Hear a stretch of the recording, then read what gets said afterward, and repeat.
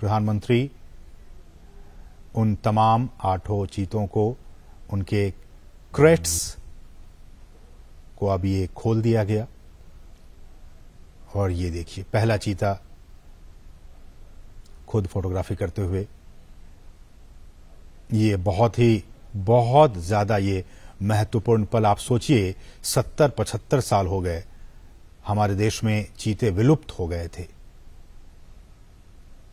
और उस विलुप्ति के बाद कई सालों तक बहुत विचार विमर्श के बाद कि आखिरकार फिर से हमारे जंगलों में कैसे चीतों की वापसी हो सके।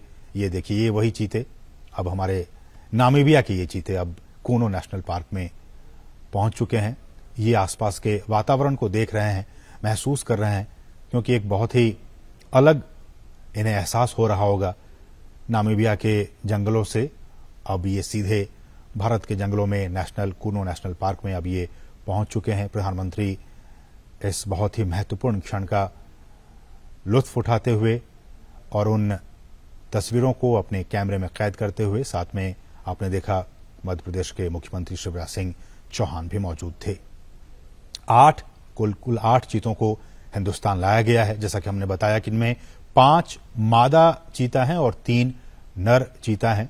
इन 8 चीतों को आपने देखा, प्रधानमंत्री ने विशेष जो क्रेट्स थे उन क्रेट्स को खोल दिया गया, और फिर वो सभी 8 चीते अब मुक्त हो चुके हैं। लेकिन ये अभी जंगलों में नहीं जाएंगे, ये एक बहुत ही खास एरिया बनाया गया है। उन्हीं खास एरिया में अभी ये 1 महीने तक रहेंगे, और उसके बाद फिर इनकी लगातार मॉनिटरिंग की जा रही है। मॉनिटरिंग की जाएगी। आप देख सकते हैं इन चीतों के जो गर्दन है उस पर एक कॉलर, जो जीपीएस टैग है वो लगा हुआ है, ताकि इनकी मॉनिटरिंग की जा सके। और मैं उसी पर लौट भी रहा था कि सभी चीतों के गर्दन पर उनके नाम या फिर कोड के हिसाब से सैटेलाइट या फिर जीपीएस VHF कॉलर्स लगा दिए गए हैं। और इसी नेशनल पार्क में जो हम आपको दिखा रहे हैं, ये कूनो राष्ट्रीय उद्यान, कूनो नेशनल पार्क, इसमें एक डेटा डाउनलोड फैसिलिटी सेंटर बनाई गई है। और इस इक्विपमेंट को, रेडियो टेलीमेट्री इक्विपमेंट को खरीदने और फैसिलिटी बनाने की सारी प्रक्रिया 4 से 6 महीने में पूरी कर ली जाती है। और ये जो आप देख रहे हैं इनके गर्दन में, इनको वहीं पे, इन चीतों को लाने से पहले ही इनको नामीबिया पहुंचा दिया गया था, और फिर इन्हें ये तमाम जो कॉलर हैं RF ये कॉलर, इनको लगाकर ही इन्हें लाया गया है। रेडियो कॉलर है इन्हें, और ताकि इनकी जो ट्रैकिंग है, इनकी निगरानी वो हो सके रेडियो कॉलर के जरिए। और फिर इन्हें हम जैसे कि बता रहे हैं कि इनको आइसोलेशन में रखा जाएगा, और फिर इन्हें जंगलों में मुक्त किया जाएगा। तो ये कुछ अहम बातें हमने आपको बताई, किस तरह से वहां पे इन्हें पकड़ा गया, फिर उनके बाद उनको जो तमाम रूल्स एंड रेगुलेशंस हैं उनके जरिए इन 8 चीतों को भारत लाया गया है। 70 साल पहले हमारे देश में बहुत सारी चीते हुआ करते थे, लेकिन किन्हीं न किन्हीं वजहों से वो सारे विलुप्त होते चले गए। कुछ अवैध शिकारियों के शिकार बन गए। एक भी हमारे देश में चीता नहीं बचा।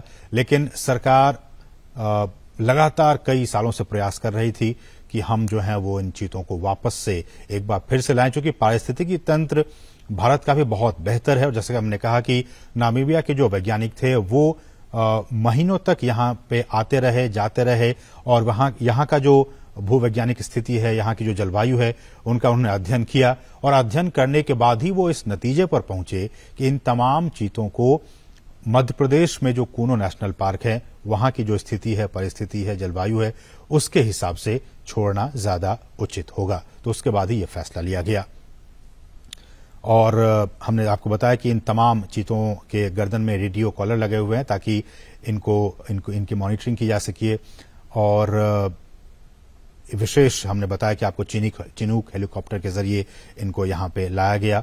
और प्रधानमंत्री मोदी, आप देख सकते हैं, इनको विशेष जो क्रेट्स थे उनको खोलकर, और प्रधानमंत्री ने इनको खुद वहां मुक्त किया। वो वहां पे अब विचरण कर रहे हैं। जो चीता प्रोजेक्ट है, अगर मैं इसकी बात करूं, ये भी बहुत महत्वपूर्ण है आपके लिए जानना कि किस तरह से भारत में चीतों को एक बार फिर से बसाने की यहाँ पे कार्य योजना बनाई गई और इस योजना के तहत 5 साल में देश के कई नेशनल पार्क में ऐसी उम्मीद की जा रही है, जो हमारे वैज्ञानिक हैं, जीव वैज्ञानिक हैं, उनकी तरफ से ये कहा जा रहा है कि अगर ये ट्रांसलोकेशन और यहाँ पे ये सारी चीजें सही अनुमान के मुताबिक प्लानिंग के हिसाब से सब कुछ ठीक रहा तो आने वाले 5 से 10 साल में इनके जरिए और भी जो बच्चे होंगे उनको ऐसे उम्मीद की जा रही है कि 40 से 50 चीते पैदा होंगे और फिर उनको देश के अलग अलग नेशनल पार्क में फिर उन्हें बसाया जाएगा। बहुत ही महत्वपूर्ण, अभी तो सिर्फ ये 8 चीते कूनो नेशनल पार्क में आए हैं, लेकिन इन के बाद इनकी जब आबादी बढ़ेगी, ऐसी उम्मीद की जा रही है कि 40 से 50 के तादाद में इनकी आबादी होगी आने वाले 5 सालों में, तो उसके बाद इनको फिर देश के अलग अलग नेशनल पार्क में फिर इन चीतों को बसाने का काम किया जाएगा। और इस कार्य योजना के जरिए जैसा कि हम कह रहे हैं कि भारत एक बार फिर दुनिया के सबसे तेज रफ्तार वाले जानवर चीता का घर अब बनने जा रहा है और भारत सरकार ने चीतों को फिर से देश के जंगलों में लाने का काम किया है, बहुत ही महत्वपूर्ण काम किया है। और प्रधानमंत्री जैसा कि आप देख सकते हैं कितने उत्साहित हैं, खुद कैमरे के जरिए उन तस्वीरों को कैद करने की कोशिश कर रहे हैं। प्रधानमंत्री खुद भी चीतों को देश में लाने और इसे बसाने में निजी, बिल्कुल पर्सनल लेवल पे निजी रुचि दिखा रहे थे और उसी का नतीजा है कि आज ये 8 चीते अब हिंदुस्तान की सरजमी पर पहुंच चुके हैं। ये हम आपको बताएं, चीता आपने भी देखा होगा तमाम टेलीविजनों के जरिए, नेशनल ज्योग्राफिक पे, एनिमल प्लैनेट चैनल पे, कि किस तरह से ये जंगलों में रहता है और ये एक मांसाहारी जानवर होता है। भारत से इसका लगभग 70-75 साल पहले खात्मा हो गया था और कहा जाता है कि अवैध शिकार जो रहा वो एक बहुत अहम वजह रहा इनके एक्सटिंक्ट होने के, इनके विलुप्त होने के। ज्यादा शिकार और ये भी कहा जाता है कि जो चीतों का जो नेचुरल हैबिटेट था उनको भी काफी नुकसान पहुंचा था, इसलिए धीरे धीरे विलुप्त हो गए। बहरहाल देश में चीतों को फिर से लाया गया है और हमारे जो जंगल हैं उनका जो इकोसिस्टम है, उनका जो पारिस्थितिकी तंत्र है, ये अब उनके लिए वरदान साबित हो सकता है।